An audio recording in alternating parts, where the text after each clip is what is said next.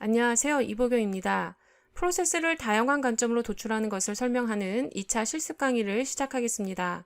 먼저 데이터셋에 포함된 액티비티 속성들의 결합을 활용하는 방법에 대해 설명하겠습니다.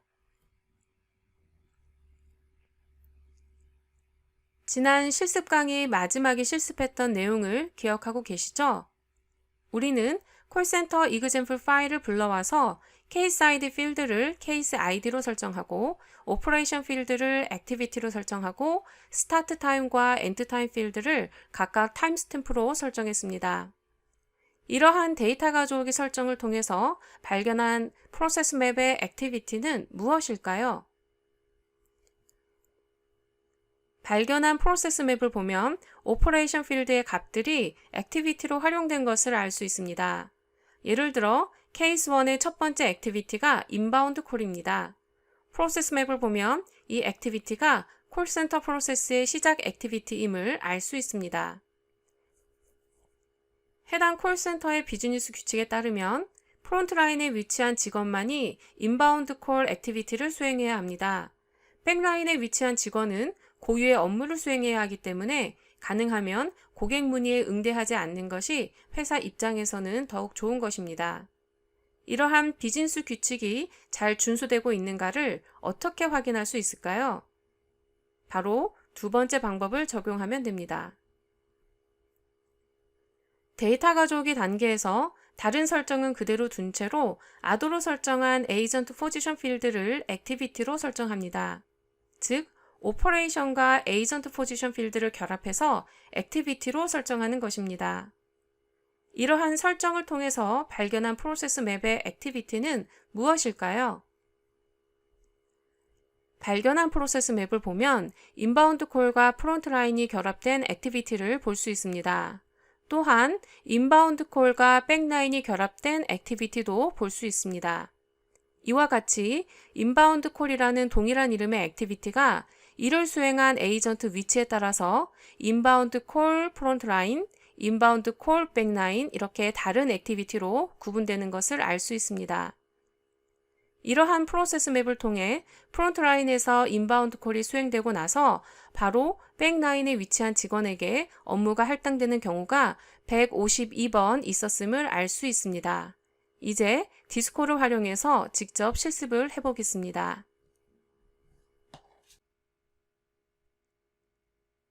지난 실습 시간에 발견한 콜센터 프로세스 맵에서 시작하겠습니다. 왼쪽 상단의 파일 열기 아이콘 옆에 있는 서류함 모양으로 생긴 프로젝트 뷰 아이콘을 클릭합니다. 해당 아이콘을 클릭하면 프로젝트 뷰를 볼 수 있습니다. 왼쪽에는 현재 프로젝트에서 관리되는 데이터셋들이 나열되어 있습니다. 지난 실습 시간에 가져온 콜센터 example 데이터셋이 선택되어 있습니다. 만약 선택되어 있지 않다면 이 데이터셋을 선택하기 바랍니다. 자, 데이터셋을 선택한 다음에는 프로세스 맵 오른쪽에 위치한 리로드 버튼을 클릭합니다. 그러면 데이터 가져오기 설정 화면으로 전환이 됩니다. 여기에서 에이전트 포지션 필드를 액티비티로 설정합니다. 그리고 다른 설정은 그대로 두면 됩니다. 그런 다음에 오른쪽 하단의 스타트 임포트 버튼을 클릭합니다. 그러면 오퍼레이션과 에이전트 포지션 필드가 결합된 액티비티를 가지는 프로세스 맵을 발견할 수 있습니다. 이렇게 오퍼레이션과 에이전트 포지션 필드를 동시에 액티비티로 설정할 경우에는 프론트 라인과 백 라인에서 수행되는 오퍼레이션을 구분해서 시각화할 수 있습니다. 자, 그러면 상단의 스태티스틱 뷰를 눌러서 통계 뷰를 보겠습니다. 여기서 왼쪽에 액티비티를 선택합니다. 중앙에 All Activity가 선택되어 있는데요.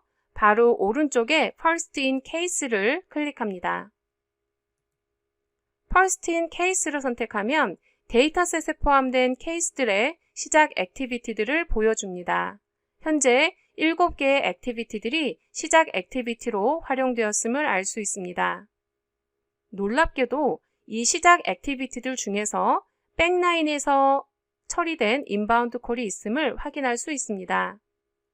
좌측 하단에 필터 아이콘을 클릭한 다음에 나오는 필터링 화면에서 엔드포인트 필터를 선택합니다.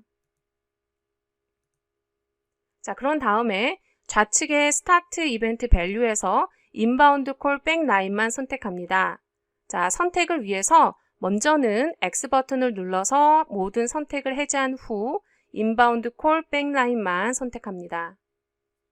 우측의 엔드 이벤트 밸류는 모두 선택된 상태로 그대로 둡니다. 이러한 필터 설정은 인바운드 콜 백라인에서 시작한 케이스만을 필터링 하겠다는 의미입니다. 우측 하단에 어플라이 필터를 클릭합니다. 자, 맵뷰를 클릭해서 발견한 프로세스 맵을 확인해 보겠습니다. 이 프로세스 맵에서 인바운드 콜 백라인을 주로 수행하는 사람은 누구일까요? 이 질문에 답하기 위해서 인바운드 콜 백라인 액티비티를 클릭하면 나타나는 팝업 화면에서 아래쪽에 필터 디스 액티비티를 클릭합니다. 자, 그러면 애트리뷰트 필터 설정 화면으로 이동합니다. 자, 필터링 모드에서 Keep Selected를 선택합니다.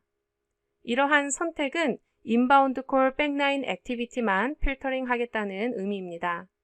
자, 여기서 주의 깊게 보실 부분은 엔드포인트 필터가 적용된 결과에 애트리뷰트 필터가 적용된다는 것입니다. 실무 프로세스 마이닝 분석에서는 원하는 결과를 얻기 위해서 다양한 필터를 동시에 적용해야 하는 경우가 많습니다. 자, 이제 우측 하단에 어플라이 필터를 클릭합니다. 그런 다음 통계뷰로 들어가서 왼쪽에 리소스를 클릭합니다. 자, 그러면 백라인에 위치한 두 사람이 인바운드 콜을 처리하고 있음을 알 수 있습니다. 특히 스티브가 다수의 인바운드 콜을 처리하고 있음을 확인할 수 있습니다. 이론 강의에서 하나의 프로세스는 다양한 케이스 아이디를 가질 수 있음을 설명했습니다. 프로세스를 다양한 관점으로 도출하는 세 번째 방법은 이와 관련되어 있습니다. 예를 들어 CRM 시스템이 개별 문의에 대해 자동으로 할당한 번호, 즉 여기서는 케이스 아이디 필드를 케이스 아이디로 설정할 수도 있지만 고객 아이디를 케이스 아이디로 설정할 수도 있습니다. 전자의 경우에는 케이스 3과 케이스 12, 케이스 14가 개별 케이스가 됩니다. 그러나 고객 아이디를 케이스 아이디로 설정하면 커스터머 3과 관련된 케이스 3, 케이스 12, 케이스 14는 하나의 케이스에 포함되게 됩니다. 관련 내용을 직접 실습하겠습니다.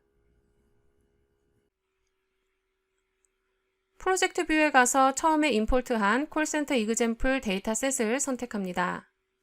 그런 다음에 프로세스 맵 오른편에 있는 리로드 버튼을 클릭합니다. 데이터 가져오기 설정 화면에서 케이스 아이디 필드를 아더로 지정하고 커스터머 아이디 필드를 케이스 아이디로 설정합니다. 그런 다음에 우측 하단에 스타트 임포트 버튼을 클릭합니다.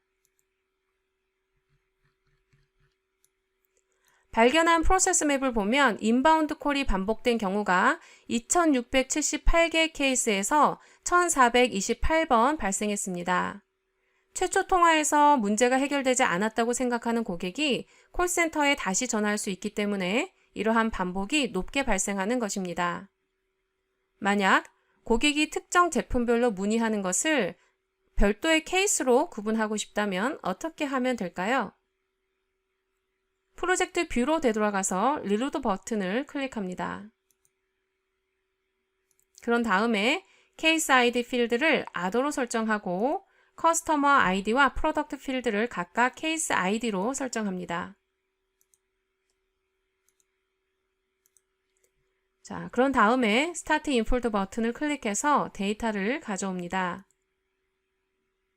케이스 뷰에 가서 케이스 아이디를 살펴보면 커스터머 3 맥북 프로와 커스터머 3 아이폰이 별도의 케이스 아이디로 설정되어 있음을 알 수 있습니다. 이번에 실습한 강의의 핵심 내용은 다음과 같습니다. 데이터 가져오기 설정 단계에서 케이스 아이디와 액티비티에 대한 설정 변경을 통해 우리는 프로세스에 대한 다양한 관점들을 빠르게 얻을 수 있음을 배웠습니다. 여러분은 프로세스 마이닝의 이러한 장점을 이해하고 실무 프로젝트에서 이를 적극적으로 활용하길 권장합니다. 실제 국내 대기업과 공공기관에서 수행된 프로젝트에서 프로세스 마이닝의 이러한 장점을 활용해 좋은 분석 결과를 도출했습니다. 감사합니다. 다음 강의에서 뵙겠습니다.